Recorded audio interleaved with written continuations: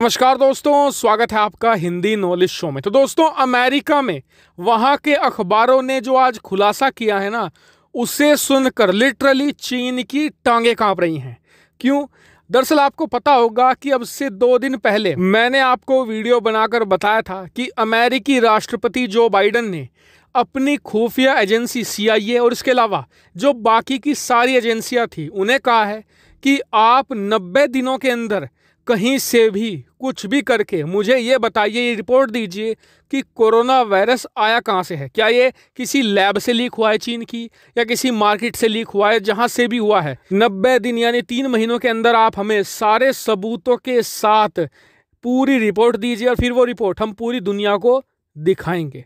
लेकिन यहाँ पर 2 दिनों के अंदर ही अमेरिकी अखबारों ने बड़ा भंडाफोड़ कर दिया है। दरअसल आप स्क्रीन पर देखिए, न्यूयॉर्क टाइम ने एक बड़ा आर्टिकल छापा है जिसमें कहा है कि अमेरिकी इंटेलिजेंस एजेंसी के पास कोरोना के लैब से लीक होने या चीन की इसके पीछे की जो साजिश है उससे संबंधित कुछ नई जानकारियां हाथ लगी हैं। और यह भी कहा है कि जो अमेरिकी प्रेसिडेंट बाइडन है उन्होंने सार्वजनिक तौर पर जांच की घोषणा ऐसी ही नहीं कर दी है, बल्कि इसके पीछे यही जानकारी का होना बताया गया है। यह भी बताया जा रहा है कि इसकी अब कंप्यूटर प्रोग्रामिंग से भी मदद ले रही है खुफिया एजेंसियां।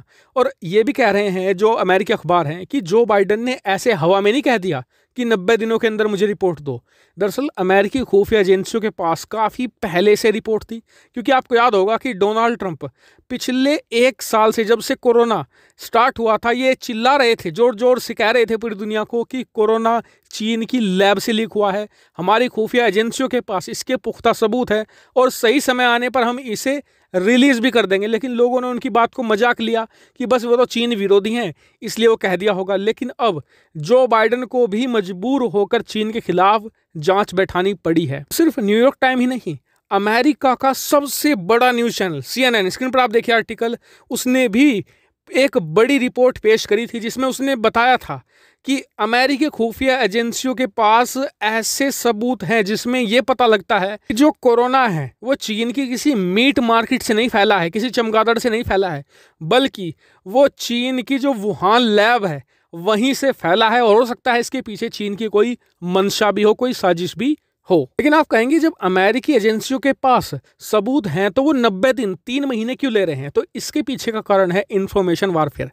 अभी आज की तारीख में अगर बिना किसी तैयारी के अमेरिकी एजेंसियां खुलेआम आरोप लगाना शुरू कर दें कि जी हाँ, चीन की लेबोरेटरी से ही ये वायरस लीक हुआ है, चीन की साजिश है, तो चीन इसे बड़ी आसानी से काउंटर कर देगा, दुनिया भर में अफवाहें फैलाना शुरू कर देगा।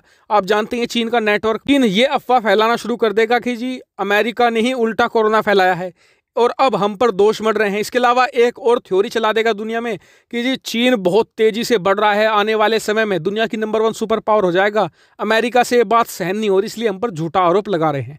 ऐसे में अमेरिकी एजेंसियां और अमेरिकी सरकार क्या करेगी? अगले 3 महीनों में पूरी फील्डिंग सेट करेगी और ज़्यादा सबूत जुटाएगी जो काफ़ी पुख्ता हो। इसके अलावा अपना जो नेटवर्क है पूरी दुनिया में वो चीन के मुकाबले उसे भी मजबूत करेगी ताकि चीन की कोई अफवाहें ना फैले और चीन इस जांच से बचकर ना निकल जाए। और इतना ही नहीं, इसके बाद चीन पर क्या कार्रवाई करनी है उसके लिए भी चर्चाएं शुरू होंगी।